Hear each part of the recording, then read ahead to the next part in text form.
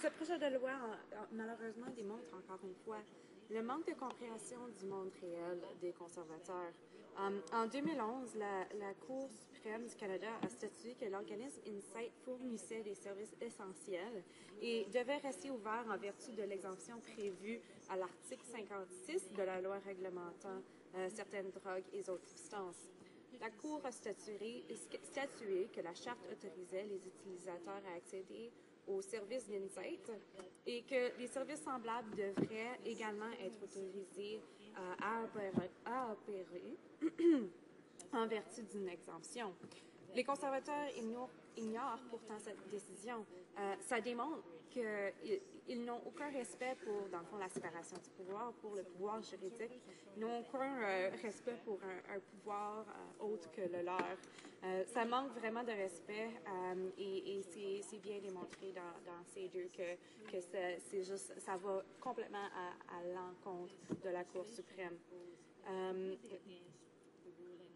La décision qui a été rendue en 2011. Celle-ci appelait le ministre à envisager des exemptions pour les sites d'injection supervisés par souci de conciliation entre les questions de santé et de sécurité publique. Cette décision appelait le ministre à examiner tous les éléments à la lumière des avantages des sites d'injection supervisés plutôt que d'établir une longue liste de principes sur lesquels baser ses jugements. Il démontre encore et encore aucun respect pour ce processus juridique qui a démontré à quel point un site comme Insight est important. Et apparemment, ils ne comprennent pas l'importance, comme je dis, du principe de la séparation des pouvoirs. Pire, ils agissent en connaissance de cause en décidant consciemment de ne pas respecter la décision de la Cour suprême. Monsieur le Président, pour ajouter insulte à l'injure, leur manque de respect pour les cours, ils appliquent pour mettre en place des mesures qui illustrent leur manque d'empathie et j'irais même pour illustrer leur manque d'humanité. Ils élèvent leur idéologie tough on crime pour les Canadiens, mais soft on crime pour leurs amis, au-delà de toute logique, sincèrement. Les bienfaits de la réduction des méfaits sont connus et prouvés. Et d'ignorer ces faits, c'est complètement, ça peut être rien sauf de l'idéologie. Les conservateurs tentent depuis le début de la journée de mettre de l'avant leur opinion personnelle, mais malheureusement, ils ne sont pas levés pour défendre leur projet de loi. Alors peut-être qu'on peut rappeler les faits. Encore une fois, je sais que beaucoup de mes collègues du NPD l'ont fait, mais moi je vais les rappeler encore, car je pense que c'est important de démontrer à quel point ces deux va à l'encontre des faits. Plus de 30 études examinées par les pairs et publiées dans des revues comme le New England Journal of Medicine, le Lancet, le British Medical Journal ont décrit les bienfaits de Insight. Les études portant sur plus de 70 sites d'injection supervisés analogues en Europe et en Australie ont fait état des retombées semblables. Insight est l'une des plus importantes percées en santé publique au Canada pour cette raison. Depuis l'ouverture de Insight, Vancouver a connu une diminution de 35 des décès par surdose. Ça, c'est vraiment une statistique très, très importante à comprendre. Il a été établi aussi que l'organisme Insight a entraîné une diminution de la criminalité, des taux d'infection aux maladies transmissibles et des taux de rechute des toxicomanes. Encore une fois, des statistiques extrêmement importantes à souligner. La Cour suprême a établi qu'il faut accorder à Insight et à d'autres sites d'injection supervisés l'exemption prévue à l'article 56 quand l'ouverture de tels sites diminuera, et je cite, diminuera le risque de décès et de maladies et où il n'existe guère, sinon aucune preuve qu'elle aura une incidence négative sur la sécurité publique. Alors, c'est pas juste moi qui est en train d'avoir ces statistiques. Dans le fond, c'est la Cour suprême du Canada qui a dit que c'était bien démontré que c'était qu'on diminuait les décès par surdose, qu'on diminuait la criminalité avec un site comme Insight. La preuve a démontré que les sites d'injection supervisés réduisent efficacement les risques de contracter et de propager les maladies transmissibles par le sang, comme le VIH, l'hépatite C, Et également, encore une fois, on diminue les décès par surdose.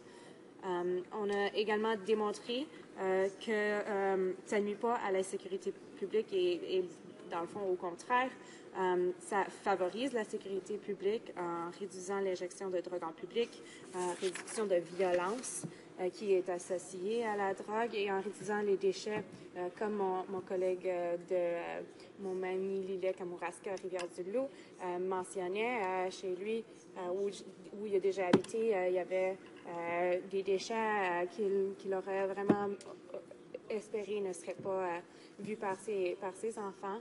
Et un site comme Insight prévient ce genre de situation. Une étude réalisée par Observatoire européen des drogues et des toxicomanes en 2004 a montré que les sites d'injection supervisée rejoignent les groupes vulnérables et sont acceptés par les communautés, leur permettent d'améliorer l'état de santé et de leurs utilisateurs et réduisent le comportement à haut risque. 3 réduisent les décès par surdose. 4 réduisent la consommation de drogue dans les espaces ouverts. Monsieur le Président, face à toute cette preuve est plus que convaincante des bienfaits des sites d'injection supervisés comme Insight, les conservateurs s'opposent à une campagne de peur et de négation des faits. C'est leur façon de faire habituelle. Ils font la négation des faits. Ils méprisent toutes les opinions à part celles qui leur tiennent à cœur et ils font une campagne de peur pour obscurcir le débat. Monsieur le Président, les conservateurs préfèrent abandonner les gens plutôt que d'essayer de les réhabiliter et de les rétablir. Ça, c'est clair avec un projet de loi comme celui-ci. Leurs nombreux projets de loi concernant la justice ou plutôt créant de l'injustice ont tous le même modèle. Ils ostracisent, ils isolent, ils divisent. Plutôt que de tenter de régler les problèmes à la racine, les conservateurs combattent les symptômes sans jamais chercher la source des problèmes.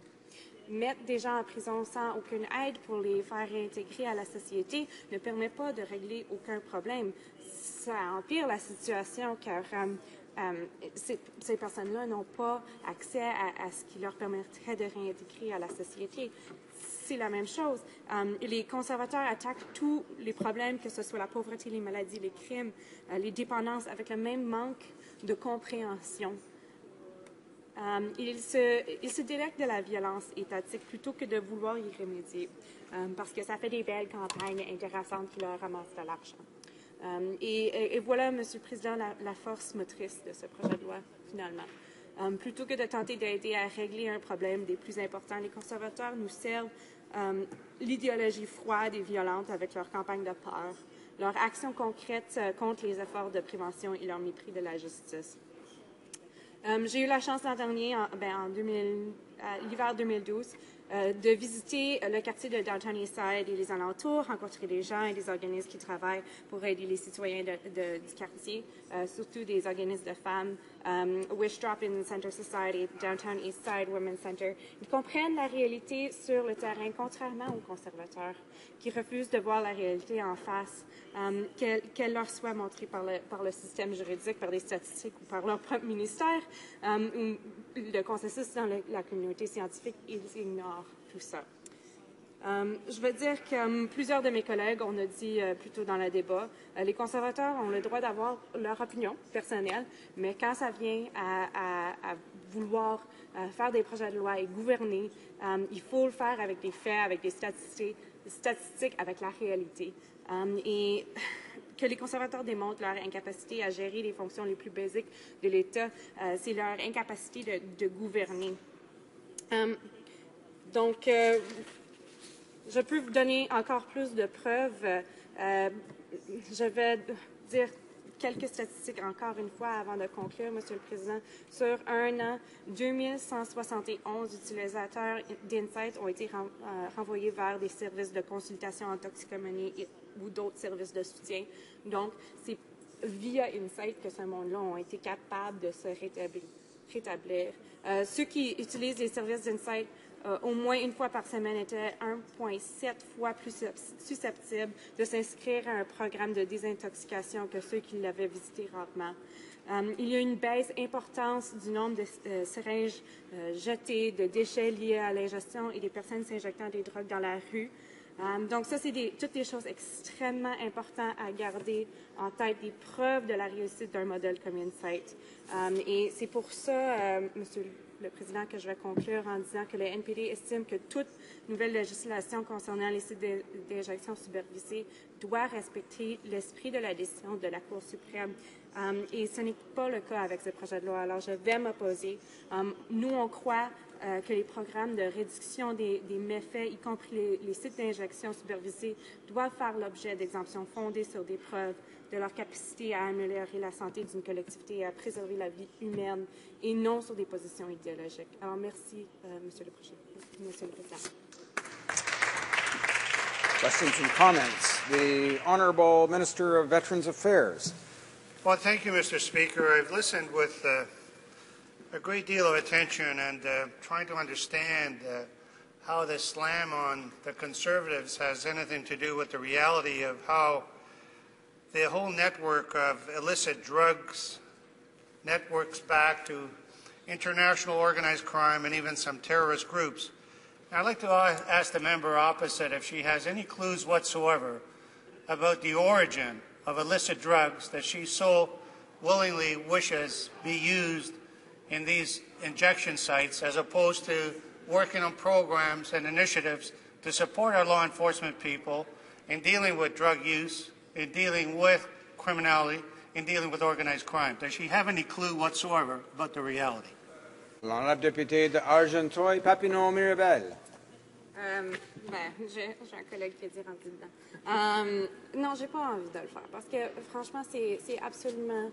J'ai passé tout mon discours quasiment à dire des faits et à dire à quel point c'est embêtant d'entendre juste de l'idéologie, de changer les faits. C'est la Cour suprême qui a dit que c'est quelque chose qui doit être protégé. La Cour a fondé sa décision sur l'article 7 de la Charte. Chacun a droit à la vie, à la liberté, à la sécurité de la personne.